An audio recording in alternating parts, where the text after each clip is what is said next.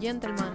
Horixe da askori burura etortzen zaien hitza Roger Federer pistetan eta pistetatik kanpo ikusten dutenean. Edertasuna eta dotorezia nabarmenak dira bere mugimenduetan. 31 urterekin errekor guztiak hautsita zituela uste genuen, baina beste bat zuen gordeta munduko zerrendan lehen postuari eustea. Pete Samprasek zuen 286 asteko errekorra gainditu zuen uztailean eta orain zenbakia biribidu du 300 aste pilatu ditu suitzarrak munduko gailurrean. Federerrek aitortu du ez zuela uste hau erdietsiko zuenik.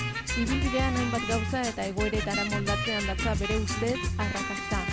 Gaztetan zuen amorrua bideratzen ikasi du, energia hori erraketak apurtzen erabili beharrean puntuak irabazteko erabiltzen hasi zen. Orain dela 10 urte oreka hori aurkitu zuen eta arrezkeroztik 17 Grand Slam irabazi ditu.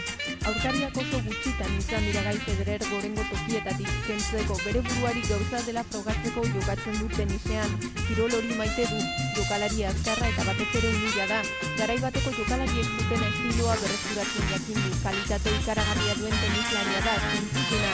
Eta badirudi jokatzen jarraitu duen bitartean markak gehiago hautsiko dituela, gentlemanek duten berezko naturaltasunarekin gainera.